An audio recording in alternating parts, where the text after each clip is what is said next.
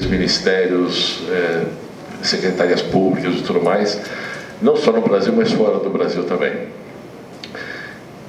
Temos como missão, objetivo, uma mescla, muito rapidamente, muito objetivamente, incentivar o desenvolvimento tecnológico, incentivar e apoiar as boas práticas de engenharia.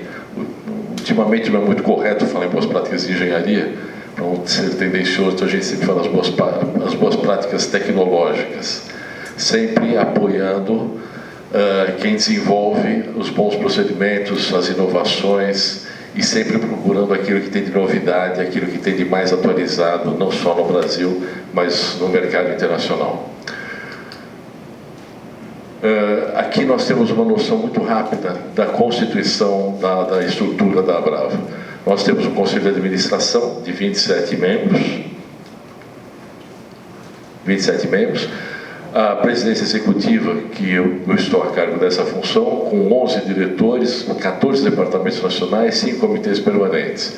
E mais o Conselho Consultivo dos Ex-Presidentes, ouvidoria e presidência de ética do Conselho de Ética e um Conselho Fiscal de 6 membros. Aqui eu dou destaque para essa ouvidoria e para o Conselho de Ética. A Abrava é uma das primeiras, se não é a primeira, associação brasileira a ter um compliance. Compliance, só para fazer uma citação rápida, é aquele conjunto de regras e normativas que regem a forma de como se relacionar, tanto dentro da organização quanto fora da organização, evitando acordos, evitando dumping, evitando cartéis, ou seja, só aquelas boas práticas de relacionamento entre clientes e fornecedores. Esses 14 departamentos nacionais, eu vou citar aqui, estão aqui. A Abrava tem uma característica muito peculiar. Se vocês procurarem as outras associações de qualquer segmento da economia, tanto no Brasil quanto fora do Brasil, vocês vão perceber que existe uma concentração muito grande, de muita interação entre os associados. A Abrava não. A Abrava tem esses grupos que representam dentro deles quem? O setor de aquecimento, o setor de ar-condicionado, o setor de ar-condicionado automotivo, o setor de automação e controle, por aí vai, isolamento térmico, meio ambiente, refrigeração, ou seja, cada um desses departamentos nacionais é como se fosse uma mini associação. As empresas que são atuantes nesse segmento se congregam nesses departamentos nacionais e lá eles tratam das questões mercadológicas, as questões fiscais, as questões tributárias, as questões relacionadas com o seu business. E por isso que a Abrava é uma associação diferente, por conta dessa configuração. Sempre se encontra uma especificidade dentro do setor do ar-condicionado, ventilação, refrigeração e aquecimento que vai congregar os interesses dessas empresas. Além disso, nós temos os comitês. O mais antigo, o mais atuante, mais pujante é o CB55. É o Comitê Brasileiro de Normas Técnicas, o número 55. O que significa isso? Todas as normas do setor são desenvolvidas dentro desse Comitê Brasileiro. Já tem há mais de 20 anos, a participação é voluntária. Qualquer cidadão brasileiro pode participar desse comitê. Claro que nós estamos falando de normas técnicas, tem um grau de especificidade muito grande. Mas, como curiosidade, na elaboração de uma norma, é recomendável ter participantes que tenham ligação com a indústria, ligação com o comércio, ligação com a academia e o usuário. Quanto mais diversificado for a composição de um comitê para a elaboração de uma norma, mais legitimada ela fica, porque as discussões são sempre focadas nos interesses diversos e nunca vai ter uma tendência, o objetivo é nunca ter uma tendência para privilegiar, para prestigiar ou fabricante, ou comerciante, ou quem quer que seja. O segundo comitê, o Comitê das Mulheres, que já está no 3º ano de atividade. O objetivo desse comitê é dar visibilidade, dar respaldo, dar apoio para as mulheres no setor. O nosso setor é um setor muito masculinizado, para não dizer machista. Vamos usar os termos mais adequados hoje em dia. E a presença das mulheres nesse setor é cada vez mais significativa. Não só nas áreas administrativas, nas áreas de orçamentação, de orçamentações, compras, mas também na área operacional. Nós temos já muitas colegas pondo a mão na massa, comandando operações de manutenção de instalações, e isso é um orgulho para o setor, porque mostra o quanto que o setor está se diversificando e ficando cada vez mais inclusivo. Já percebemos até algum tempo atrás alguns grupos de arquitetas que têm preferência para que mulheres mecânicas façam as instalações de manutenção de sistemas de ar-condicionado nas boutiques, nas residências, em alguns ambientes de melhor, vamos dizer assim, onde se exige um pouco mais de cuidado com o trato com as pessoas. E isso por quê? Por causa exatamente do perfil profissional das mulheres. A dedicação, o comprometimento delas é significativo. E isso é uma coisa que puxa todo o mercado para que todo mundo comece a tratar os clientes de uma maneira mais adequada, vamos assim dizer. Outros comitês: o de eficiência energética, o de normas regulatórias e tratamento de águas. O de eficiência energética, sempre existiu uma tendência, um viés dentro da Abrava em tudo aquilo que diz respeito à eficiência energética, redução de consumo e tudo aquilo que promove um desenvolvimento nesse sentido. Nós temos um acordo com a Eletrobras, nós estamos atuando como consultores deles para o desenvolvimento exatamente nesse sentido, de edifícios climatizados ou instalações frigoríficas que tenham uma melhor eficiência, um melhor consumo de energia. O de normas regulatórias diz respeito às normas regulatórias que entraram em vigor no começo desse ano. Aí são as questões trabalhistas, são as questões que relacionam contratantes e contratados para o desenvolvimento das suas atividades normais. É um conjunto de 33 normas que entrou em vigor e afetam todas as relações de capital e trabalho no Brasil. E o tratamento de águas é o comitê mais recente que tem. Começou dando visibilidade para o uso de águas nos sistemas de ar-condicionado e refrigeração e começa a se expandir para outras atividades também. Teria muita coisa para falar a respeito disso, mas inclusive vão ter um seminário, um congresso no Rio de Janeiro daqui a 3 meses. Se vocês olharem no site da Abrava, vai ser mais fácil de acompanhar. Alguns serviços que a gente presta para os associados: cursos de treinamentos, exportação, damos apoio para exportadores. Temos aqui o Dilson, que tem participado, né, Dilson?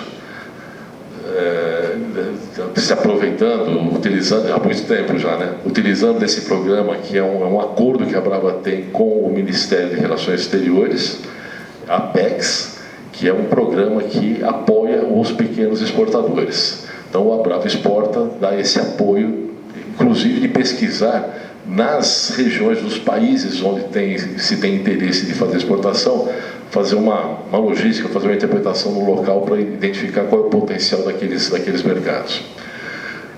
Departamento de Economia e Estatísticas, tudo aquilo que diz respeito ao nosso setor em termos de economia, em termos de preço, em termos de estatística, são tratados lá. Ouvidoria, o selo que identifica as empresas associadas, o departamento jurídico, o centro de documentação. Todos os documentos dos 60 anos de história da Abrava estão arquivados lá. Qualquer cidadão brasileiro pode pedir acesso, pode pedir qualquer coisa relacionada com ar-condicionado, refrigeração, ventilação, aquecimento, que nós temos uma bibliotecária para pesquisar e identificar o que for necessário. Emitimos atestados pelo nosso departamento técnico de não similaridade para importação, para exportação de produtos, vários convênios e parcerias com instituições de ensino, instituições outras de parques de diversão, algumas coisas assim, e toda uma infraestrutura à disposição dos associados. Alguns eventos que a gente já realizou e que acredito que seja de conhecimento de vocês. Com o Brava, que é o Congresso da Abrava, que acontece nos anos nos anos ímpares. Tivemos a edição no ano passado, 2021, vamos ter uma próxima edição no ano que vem, 2023, juntamente com a FEBRAVA. Os dois eventos acontecem simultaneamente. Temos algumas atividades, o CONATRAT, o Congresso de Tratamento de Águas, que já aconteceu no ano passado, vai acontecer esse ano novamente, e algumas atividades. A emissão desse guia de qualidade do ar interior, que é uma referência do mercado atualmente. Estivemos presentes na COP26 com representantes da Abrava. quando fomos tratar das questões relacionadas com o que mais afeta o nosso setor, a emenda Kigali, que é a substituição dos gases refrigerantes por gases mais adequados, que afetam menos a camada de ozônio e também provocam menor aquecimento da atmosfera quando ocorrem vazamentos. Várias atividades relacionadas com o quanto que o setor de ar-condicionado e refrigeração é essencial, isso foi evidenciado na pandemia. O setor foi reconhecido como essencial para a sociedade. Eu tomo como referência o que aconteceu em São Paulo. O lockdown aconteceu em meados de março. Uma semana depois, a gente conseguiu uma liminar para o Estado de São Paulo, com o reconhecimento que o setor era essencial e as empresas poderiam continuar trabalhando. As lojas voltaram a trabalhar, os prestadores de serviço voltaram a trabalhar. Isso depois serviu como uma referência para o Ministério da Saúde no nível nacional. Aqui nós temos o PNQI, que é o Plano Nacional de Qualidade do Ar Interior, que tomou vulto, que tomou impulso justamente por conta da pandemia e que vem dando uma impulsionada no nosso setor por conta disso. Acordos internacionais e nacionais. Nós temos mais de 60 acordos em atividade, vivos, em validade, com várias instituições da América do Norte e Europa, aqui no Brasil, por exemplo, a Anvisa, com a Apex, como eu já acabei citando, a Covisa, a CETESB, que é a Companhia de Saneamento Básico do Estado de São Paulo, e por aí vai. Além de Confea, CFT, várias dessas instituições que nós temos relacionamento exatamente para facilitar a troca de informações e o bom convívio dos nossos profissionais do nosso setor com essas instituições. As nossas mídias de comunicação são as que todo mundo já está acostumado, não tem nenhuma novidade. E aqui eu quero chegar no ponto que nos interessa: desafios. O que acontece com o pós-pandemia? Nós estamos tendo hoje na economia um desempenho relativamente fraco. Está difícil a economia decolar, por vários fatores que a gente vai falar agora. Queda do consumo das famílias e perda do poder aquisitivo é um desafio, é um problema, e isso impacta nos nossos segmentos, tanto na refrigeração quanto no ar-condicionado. A inflação, a falta de componentes, esse conflito entre a Ucrânia e a Rússia está trazendo um problema bastante sério de logística. Vocês devem estar vivenciando isso, já devem ter percebido e notado pela mídia o quanto que trazer produtos da Ásia está sendo afetado por conta desse conflito. Um fator importantíssimo, e eu considero, a mão de obra no Brasil hoje é parcialmente capacitada e qualificada. Está faltando um maior comprometimento, um maior envolvimento dos profissionais em todos os níveis, não só no nível operacional, mas nos níveis de planejamento e de execução e nos setores afins. Está faltando um pouco mais de envolvimento com o resultado final esperado. A pandemia acabou atrapalhando nesse sentido. A pandemia contribuiu para que essa qualificação ficasse no patamar inferior àquilo que acontecia antes da pandemia. E eu destaco aqui, de uma maneira bem exagerada, a necessidade de geração de novos, não empregos, mas novas oportunidades profissionais dignamente remuneradas. Com as reformas trabalhistas que tivemos nos últimos anos, muita coisa mudou na relação de contratação e prestação de serviço. O Brasil precisa hoje, urgentemente, gerar emprego. E o nosso setor é um setor democrático, é um setor que promove e dá oportunidades para vários profissionais exercitarem essas atividades. E aí se torna um problema também, porque é um setor que não tem barreiras de entrada. Então, profissionais de outros segmentos, da área de hidráulica, elétrica, construção civil, que queiram vir para o nosso setor, não tem muitas dificuldades. O que nos resta? É treinar quem está a fim de fazer a coisa bem feita aqui. Então, não adianta evitar que outros profissionais não capacitados, não habilitados venham para o nosso setor. O que nós temos que fazer é acolhê-los e capacitá-los. E o nosso setor permite isso. Baseado em quê? Baseado em algumas oportunidades que a gente identifica. Aí é o pós-pandemia, que a forma de contratação e compras acabou tendo um desenvolvimento bastante grande no que diz respeito a deliveries e call centers. Os PDVs, né, os pontos de venda, também sofreram aí algumas alterações por conta das oportunidades que a pandemia nos trouxe. Novos lançamentos, tanto residenciais quanto comerciais, já com infraestrutura para ar-condicionado. Isso demanda planejamento, projetos, instalação, operação e manutenção também.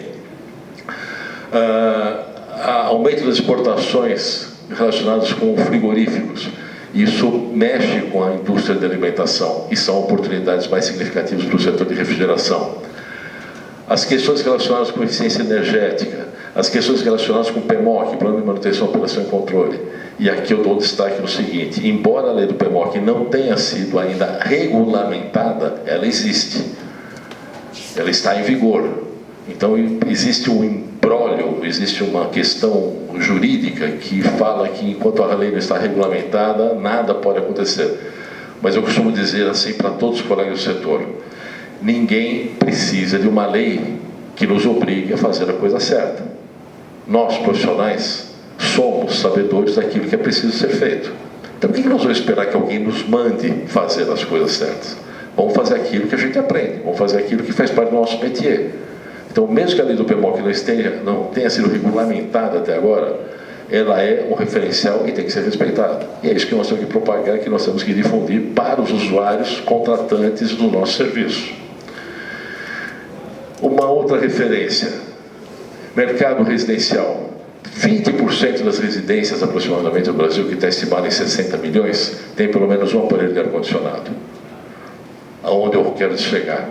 Nós temos hoje no Brasil de 50 a 60 milhões de mini-splits instalados em operação. Porque tem muitas residências que têm mais que um aparelho. Então, existe oportunidade nesse segmento muito significativo. 20% só tem ar-condicionado. Os outros 80% um dia poderão ter.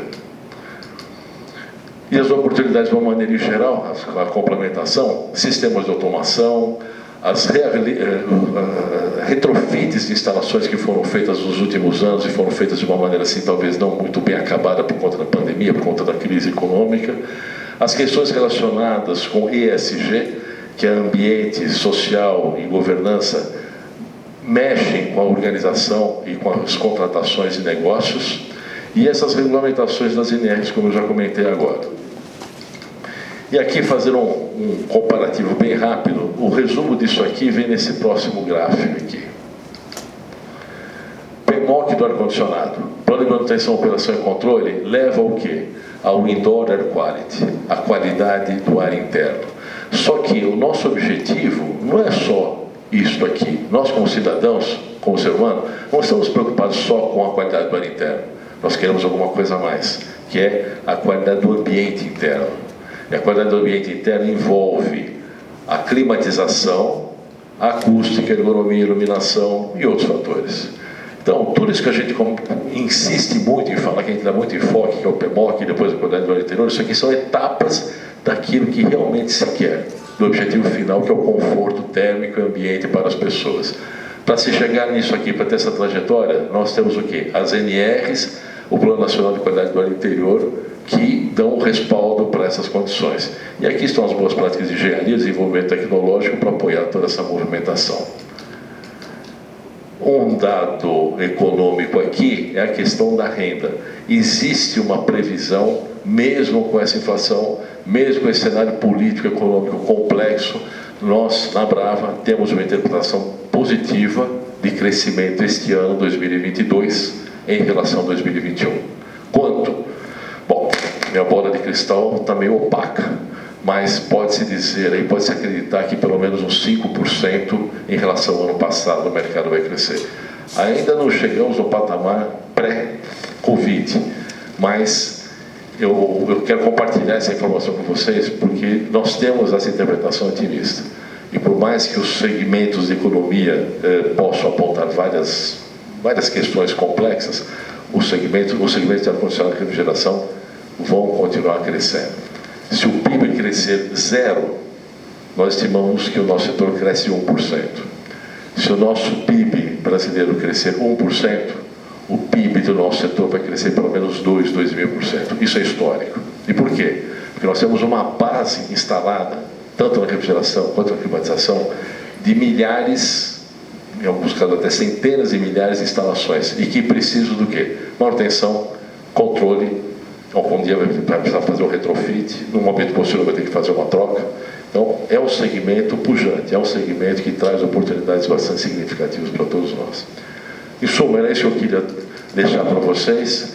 Eu queria finalizar agradecendo mais uma vez. Esses gráficos todos estão no site da Brava, mas eu só queria deixar aqui essa imagem da nossa sede lá em São Paulo e finalizar com uma frase que já é um jargão nosso, que ar-condicionado é bom e faz bem.